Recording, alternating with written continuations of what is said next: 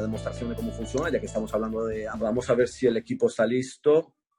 Max, are you there? Or Christopher? Yeah. Chris? And I'm here. Hi, Max. How are you? Very good, thank you. Hi, everyone. My name is Max Mundial. Hi, Max. So since we were talking about Avalon, I think it'll be a good time to give a short demo. Maybe how are we doing with time? Sure. Yeah. I'm not sure about the theory. Do you need the theory, what you discussed already, or we go straight to demonstration just with the key things there? What we do? Maybe Max, just gloss over the theory for a couple of minutes for the guys to just a couple of minutes understand. Don't spend too much time on it because just the key moments there, and then no problem. If you can go slow, we're gonna try to translate at least the key concept I'll take just the key things, what we're trading with, what we're doing. We'll show a couple of or samples of trading history and etc. So I'm going to get vamos a un par de ejemplos de histórico, un par de los futures y un par de, digamos, de la operación que se están haciendo.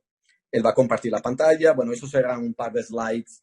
Okay, Max, are we going to show a live transaction? Yeah, of course. Everything is live, what we'll be showing. So vamos directamente a la demo. Max, why don't we go directly to the demo? Yeah, sure. Why not? If you want to see that, why not?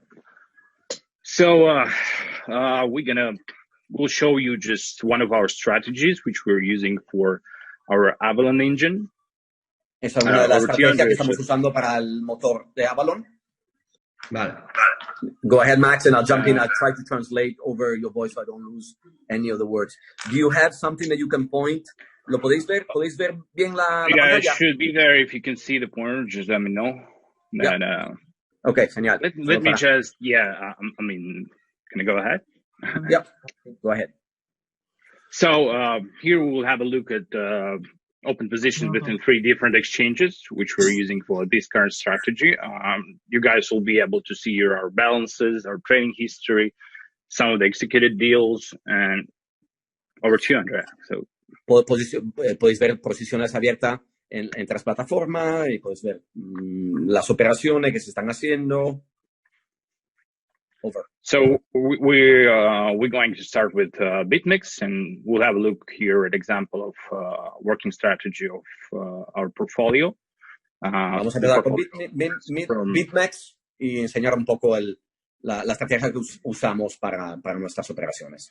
Yeah, this portfolio from Avalon engine, and this strategy works between BitMEX, OKEx, and Bitfinex. The key exchange here in this strategy exactly is BitMEX, and we'll have a look at trading assets of EOS, Litecoin, and XRP with Bitfinex.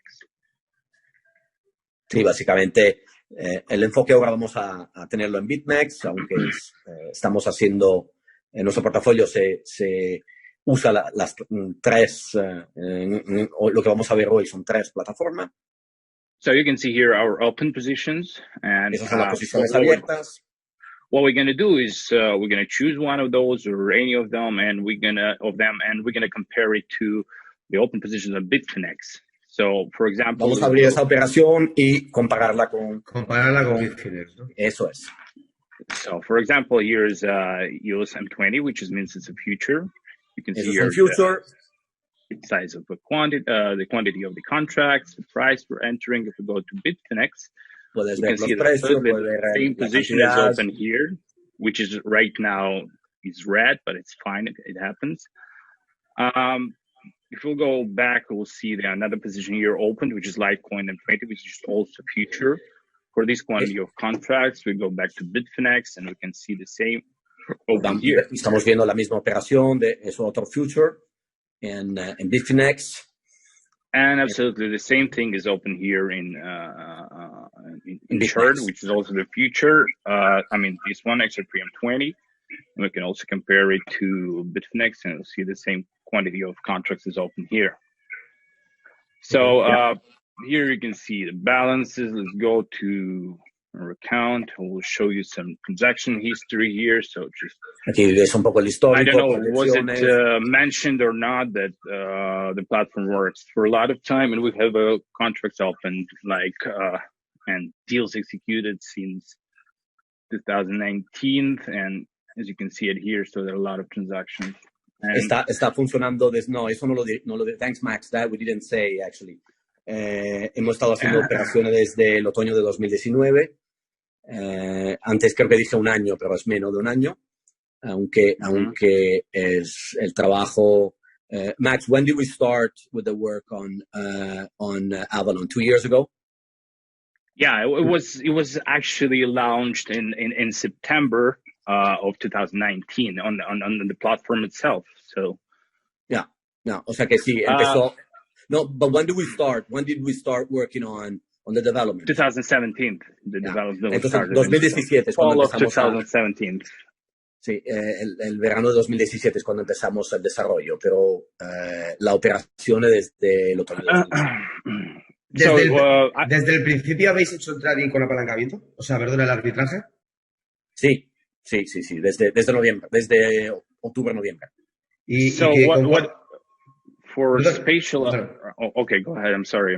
Just was going to show you just the transactions and etc. We'll have a time to discuss it, and just to make it clear, right? So we have positions open, and if we'll compare one of those already executed deals, you can see that are the same transactions were executed on the cross exchanges here. So, for example, if we'll go here to order history and choose any of sí, básicamente la idea es de comparar las operaciones let me just choose it.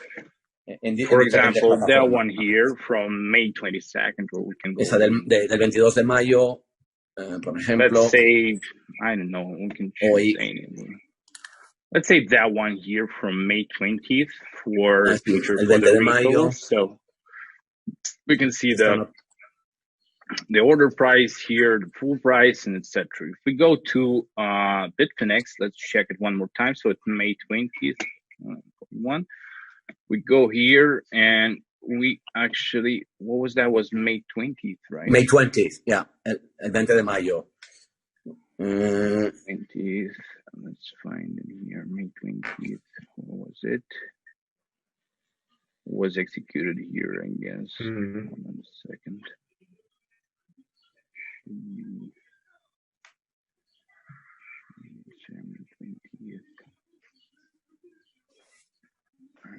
I don't see it here right now. Okay, let's choose the other one. So we'll see that was. No, I can't see them.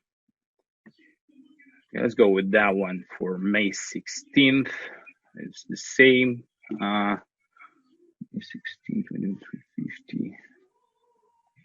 Easier to find here because it was executed here. Oh, I just didn't scroll. So hold on a second. 16th. That should be that one. So you can see that the same transaction was executed in both of the exchanges. So can you show it again? Can you show me? Yeah, sure. It was right here. Okay. And if we go to Bitfinex, we see the same date here for the same quantity. So that was executed here as well. Bien, thank you. Great. I mean, going back to everything, right? The strategy, it's really hard to explain everything because this exact strategy is one of the simplest. So, I mean, the positions are hedging each other. For example, let's say in a Bitfinex, we have here the position open for with the leverage for 64 Bitcoin. So this one is hedging the total amount of open positions here on OKEx. And later on, I'll show you the exact transactions because they all crossed. That's where the algorithm catches those spreads, and inefficiencies in the market, and we're getting those profits. Yeah. Yo sé que es un poco difícil explicar la estrategia y con mucho gusto podemos hacer también otra sesión. O sea que no es tan fácil explicar la estrategia y cómo el algoritmo nos permite, digamos, conseguir ganancia e ineficiencia a través de las diferentes plataformas. Pero encantado también tener una sesión. Hoy la idea era que vierais un poco el instrumento. Esto no lo enseñamos siempre, o sea, la idea lo tratamos un poco con cuidado, porque nos ha costado mucho desarrollarlo. Sí, he visto que el bot, cada dos botes os manda orden cancelada. Orden cancelada. Me gusta, claro, me da Can we go curiosidad. on the cancel bots, Max? Oh, He was asking to take a look at the bots on the right, on the beginning of the screen. here or where? Explain why these are canceled. I think at the very beginning, I go back. Or you mean the order submission errors or something? No, on the right. Go back on the full right. Move the platform. For some reason I don't see the end. Me estás hablando del final, ¿no? Sí. There is sometimes that appears the order canceling. Change. O sea, ¿dónde veis cancel? Yo veo changed. They mean the console. They mean the console itself. No, cancel. Salía órdenes canceladas en el historial de las órdenes. In the historical. Where was it? I don't know. They can be, the algorithm chooses when to open or cancel position. Everything is algorithmic. Que me hace curiosidad todas esas órdenes canceladas. Oh no, I can answer David, that. go in. He was just intrigued by all this order cancel. Jump in. I can answer. So the way we do this, a lot of exchanges spoof their liquidity. Can you answer that? Can you start over? Sorry, I got a call. So the way we do this, a lot of exchanges spoof their liquidity. So we get data from exchanges. These data are unstructured data, and then we effectively normalize that data. I don't know what's. That's fine. We just need to, and anyways, Okay. everything is shown here in the trade history. So No, Max, I can answer. So effectively, a lot of exchanges, when we look at this very technical data. Let's put it this way, Andrea. We look at this very technical data that's coming out of the exchange. Cuando miramos a estos datos técnicos, voy a traducir palabra por palabra, que no entendí alguna de las cosas que decía. The technical term for it is smart router router. La plataforma, o todas las plataformas tienen estos routers inteligentes, ¿no? Guys, there is a very simple answer in it, David. I just catch what they meant. So whenever they're canceled there, it's in an order history, there's like atoms of the bot to make and or execute I know, the I'm deal. trying but you to can see them explain all right, but you didn't catch what they want. Okay, go ahead. I'm trying to explain it to him. Anyways, so based on that, we sometimes cancel the orders when they actually think. And Max, go ahead, because I think you can explain it better, because mine is going to be super technical. Sure. Andrea, the simplest way to explain it is just in that thing where they see the canceled orders, it means that just the bot was trying to execute the deal and was canceling it, because it's just an attempt to execute the deal. If the bot finds it's not good, so you just cancel it. Whenever you want to see what is right, and all the deals which were executed, they're here in the trade history and not in the order history. So they all can be canceled. You're just atoms, so it's fine, I just didn't catch first time what they meant, but all right. Let me, because of the shortage of time, I'm going to finish up. I'm going to explain two more things here. José básicamente dice que cuando la estrategia no considera que la operación sea bankable, o sea, se cancela, o sea, que lo ve bastante normal, ¿no? Sí, lo que es una buena pregunta. Quería corroborar más o menos lo que pensaba, que se vuelve a ajustar. De hecho, he escuchado el liquidity. Supongo que lo que hace... eso mismo, yo... Exactamente. José, mi pobre inglés lo que me hizo interpretar es que justamente se debía a temas de liquidez de esas operaciones dentro de esos exchanges, y por eso eran canceladas, porque no eran rentables. Ajá, sí. Vale. Sí. Pero no, buena pregunta, y he tomado nota. La primera que nos la pregunta. Continue, Max, please. Was that you finished? Over to you. Yeah. Thank you. All right. So there's just to show you once again. So all the exchanges are crossed, and the strategy is hedging each other, right? So whenever we have the positions can be also assembled, right? So or composite positions. So, for example, here we have one position open in long, the other one is in short, just to get a profit. So the same as we saw before on both of the exchanges, all the positions are also open here across the three exchanges here. So we go to Ethereum USD swap, and we also can see here that there's the same thing here. And there is also the order history here, and all the transactions are shown. Information is actually sensitive, right? And there is a corporate policy and etc., guys. So we are just showing you what we can and what we think we can show to you. Sí, so, normalmente esto lo decimos al principio de la llamada, que, o sea, vamos. We have different strategies here, right? So we can. Sí, lo dije antes, no la enseñamos. There are some of them. Hay cosas que no podemos enseñar, pero encantado. Sí, yo entiendo que es algo, un gesto muy bueno por vuestra parte, el ser tan transparente, porque nadie lo hace. Y mira, la idea, esto lo he hablado también con Maxi, es que sobre todo con los partners estratégicos de poder tener sesiones presenciales donde podamos enseñaros un poco hacia dónde vamos. Recordar un elemento importante.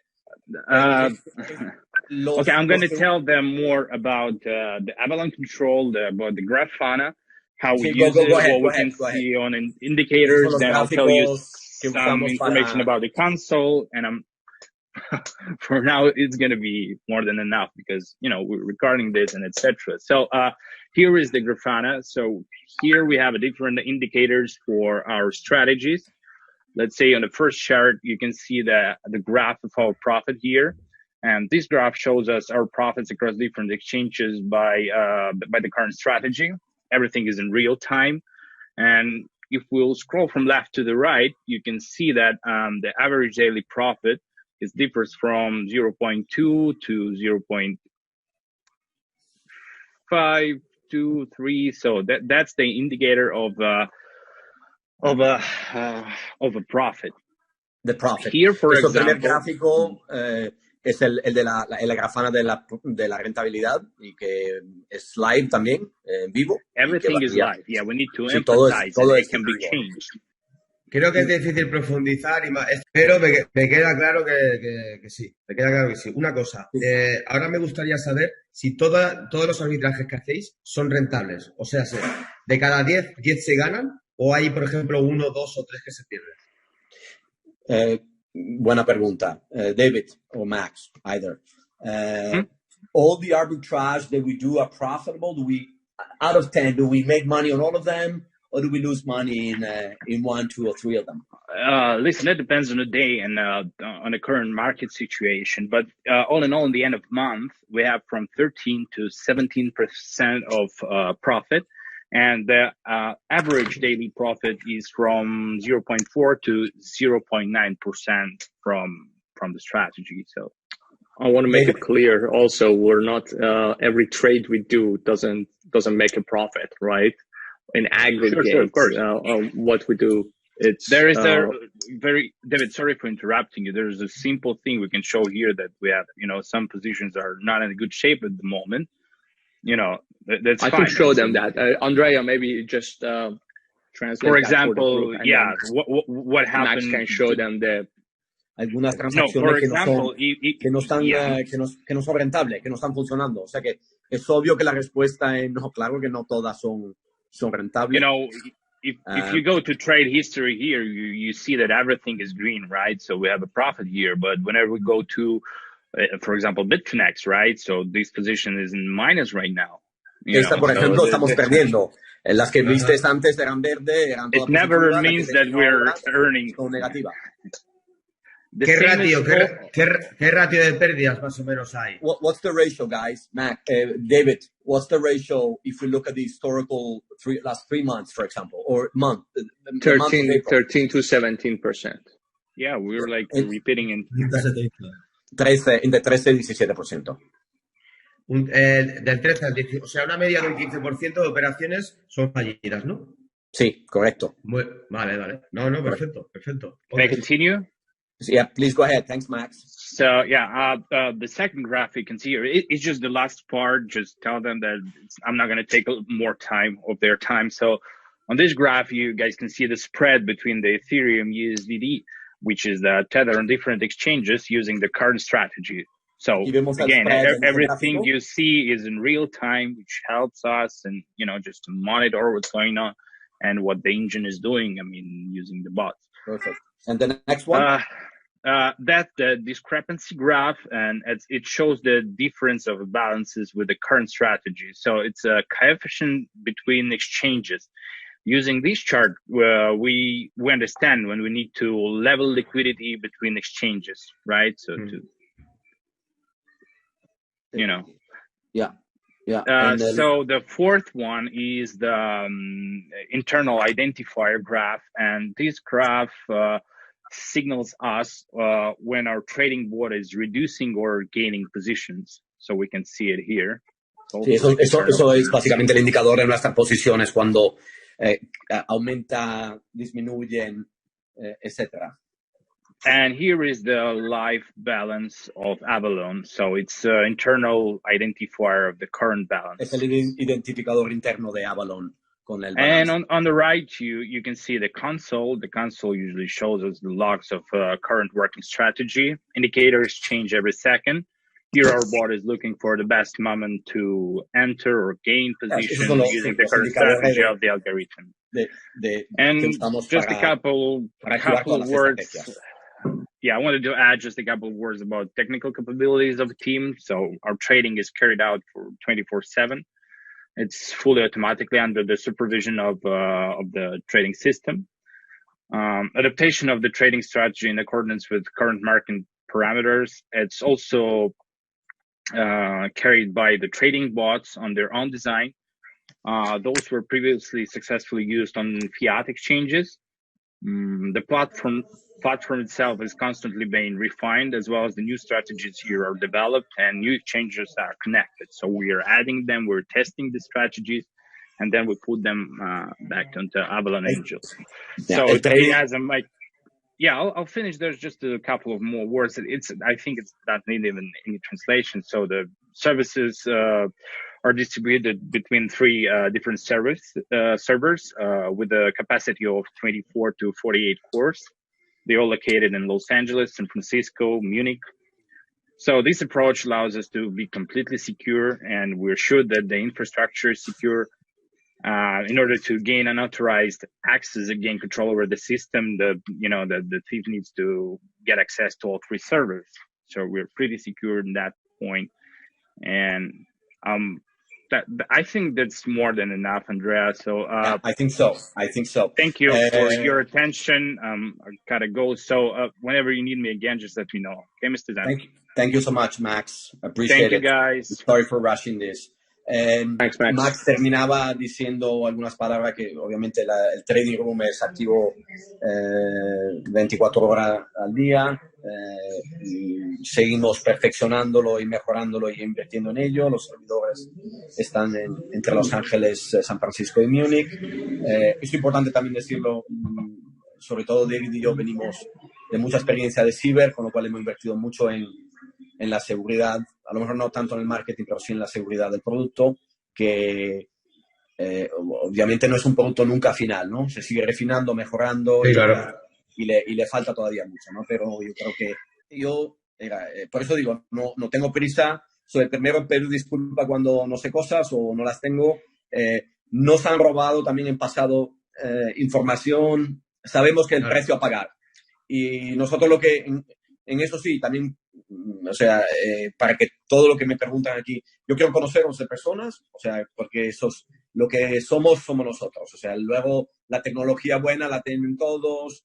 Yo creo que aquí el reto es importante y hay que mejorar cómo comunicamos, por eso tomo nota de todo. Y obviamente hay muchos secretillos y es gracias a nuestro equipo matemático y financiero que conseguimos que nadie, o sea, que no se pierda.